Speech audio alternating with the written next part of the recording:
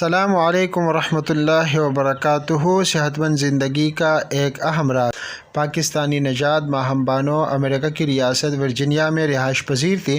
ایک شام ان کے پیٹ میں درد اٹھنے پر ان کے والدین انہیں مقامی ڈاکٹر کے پاس لے کر چلے گئے۔ ٹھیک ہے، ڈاکٹر نے چیک اپ کے بعد کچھ دوائیں لکھ دیں۔ ماہم گھر آ گئی، دوا کھائی لیکن کوئی خاص فائدہ نہیں ہوا۔ دوبارہ ڈاکٹر کے پاس لے گئے۔ ڈاکٹر نے دوبارہ اچھی طرح معائنہ کیا اور ہنستے ہوئے کہا، بیٹا تم اتنی موٹی تو نہیں ہو کہ ڈائٹنگ شروع کر دو، تمہیں کچھ نہیں ہوا ہے، جاؤ اور خوب کھاؤ۔ 7 مہینوں تک ماہم کی بیماری تشخیص نہیں ہو سکی، اور یہ 7 مہینے ماہم کے لیے 7 صدیوں کے برابر تھے۔ اس بار اس کی طبیعت اتنی خراب ہوئی کہ اسے وہاں کے بہت بڑے ہسپتال لے کر جانا پڑا۔ تمام رپورٹس دیکھنے کے بعد جب ڈاکٹر نے ماہم کے والدین کے سامنے بیماری کا انکشاف کیا تو ان کی آنکھوں کے سامنے اندھیرا چھا گیا۔ یہ کیسے ہو سکتا ہے؟ وہ لوگ سوچ میں پڑ گئے۔ کینسر، اور وہ بھی آخری سٹیج۔ ماہم کو ہاجکنز لیمفوما یعنی پیٹ کا کینسر ہو گیا تھا۔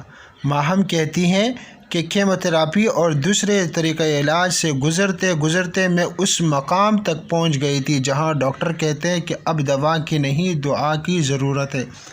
جس وقت تمام امیدیں دم توڑ چکی تھیں، اس وقت ان کا رابطہ ڈاکٹر محمد عالم سے ہو گیا۔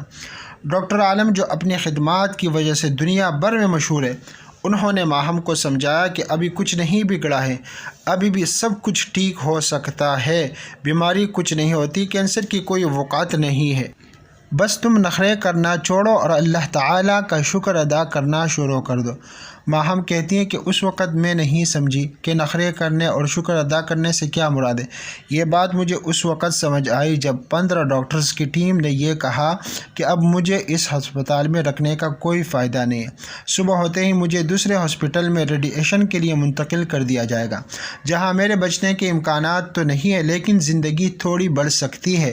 میری حالت بہت بری تھی، ناک اور پیٹ میں نلکیاں لگی ہوئی تھی۔ پھر اس رات میں نے سوچا کہ اللہ تعالیٰ نے اب تک مجھے کیا کچھ نہیں دیا، لیکن میں نے کبھی ان چیزوں کے لیے اللہ تعالیٰ کا شکر ادا نہیں کیا ہے۔ پھر میں نے ایک ایک کر کے اس کی ہر نعمت کا شکر ادا کرنا شروع کیا۔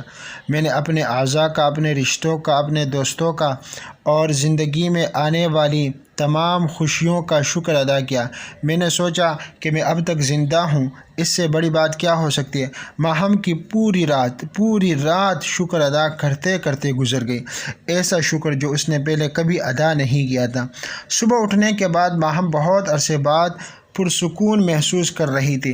ڈاکٹرز جب صبح دوبارہ آئے تو حیران رہ گئے، سب کچھ نارمل لگ رہا تھا۔